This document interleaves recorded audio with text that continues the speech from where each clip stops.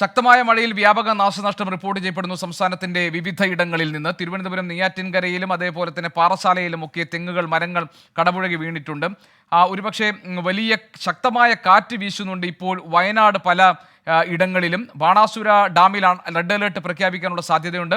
3 സ്കൂളുകൾക്ക് വയനാട്ടിൽ ജില്ലാ ഭരണകൂടം ഇന്ന് അവധി പ്രഖ്യാപിച്ചിരുന്നു. സുർജിത്ത് അയ്യപ്പത്ത് വിവരങ്ങൾ നൽകാൻ നമ്മളോടൊപ്പമുണ്ട്. സുർജിത്ത്, വയനാട് ശക്തമായ കാറ്റാണ് എന്നാണ് മനസ്സിലാക്കാൻ കഴിയുന്നത്. ഏതൊക്കെ മേഖലകളിലാണ് ഈ മഴ നാശനഷ്ടം വിതച്ചിരിക്കുന്നത്? മണ്ണിടിച്ചിൽ സാധ്യതയുള്ള ഒരു പ്രദേശമാണല്ലോ വയനാട്. അങ്ങനെ എന്തെങ്കിലും അനിഷ്ട സംഭവങ്ങൾ റിപ്പോർട്ട് ചെയ്യപ്പെടുന്നുണ്ടോ? അനിഷ്ട സംഭവങ്ങളൊന്നും തന്നെ റിപ്പോർട്ട് ചെയ്യുന്നില്ല. പക്ഷേ ചിലയിടങ്ങളിൽ തന്നെ എല്ലായിടത്തും വെള്ളം കയറുന്ന ഒരു സാഹചര്യമുണ്ട്. പ്രത്യേകിച്ച് മുണ്ടക്കൈ പുഴയിൽ ഇന്നലെ രാത്രി മുതൽ വലിയ രീതിയിലുള്ള മലവെള്ളപ്പാച്ചിലാണ് ഉള്ളത്.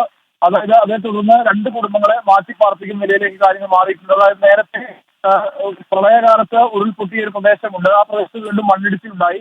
ഇതേ തുടർന്നാണ് മേലെ മുണ്ടക്കൈ മേഖലയിൽ ജലനിരപ്പ് ഉയരുന്ന സ്ഥിതി ഉണ്ടായിട്ടുള്ളത്. വെള്ളം കലങ്ങി മറിഞ്ഞാണ് ഇന്നലെ രാത്രി എത്തിയതെന്നാണ് നാട്ടുകാർ പറയുന്നത്. മാത്രമല്ല മുണ്ടക്കൈയുമായി ബന്ധിപ്പിക്കുന്ന ചുരുൾമല ഉൾപ്പെടെയുള്ള പ്രദേശവുമായി ബന്ധിപ്പിക്കുന്ന പാലമുണ്ട്. ആ പാലത്തിന്റെ അടുത്ത് വരെ വെള്ളം എത്തിയിട്ടുണ്ട് എന്നുള്ളതാണ് പറയുന്നത്.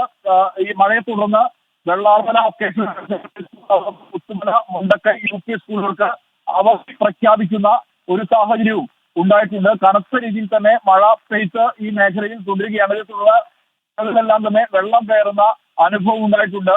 ഈ ബാണാസുര അണക്കെട്ടിലാണ്. ബാണാസുര അണക്കെട്ടിൽ ഇനി 10 സെന്റിമീറ്റർ വെള്ളം ഉയർന്ന, ഞാനിപ്പോൾ നിൽക്കുന്നത് ബാണാസുരയിലാണ്.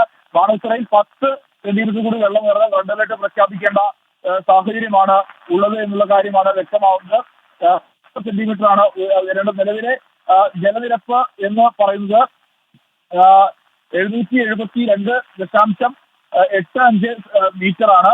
ഇത് 773.5 മീറ്ററിൽ എത്തിയാൽ ഡാം തുറക്കേണ്ട സാഹചര്യമാകും എന്നുള്ളതാണ് KSEB ഉദ്യോഗസ്ഥരെല്ലാം തന്നെ വ്യക്തമാക്കുന്ന കാര്യം. ചിലയിടങ്ങളിൽ ഈ കനത്ത മഴയെ തുടർന്ന് മാനന്തവാടി പോലീസ് സ്റ്റേഷൻ പരിധിയിലെ Mananthavady government vocational higher secondary സ്കൂളിൽ നിന്ന് കൂവളം കുന്നിലേക്ക് പോകുന്ന റോഡിന്റെ സൈഡിൽ പുഴയരികിൽ മണ്ണിടിച്ചിൽ ഉണ്ടായിട്ടുണ്ട്.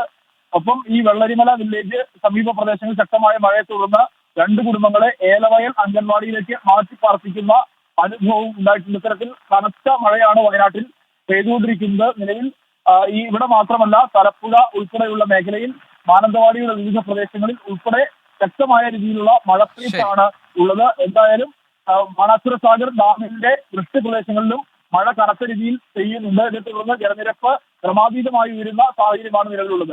ശരി, വയനാട്ടിൽ നിന്ന് സുർജിത്ത് അയ്യപ്പത്താണ് വിശദമായ റിപ്പോർട്ട് നൽകിയത്.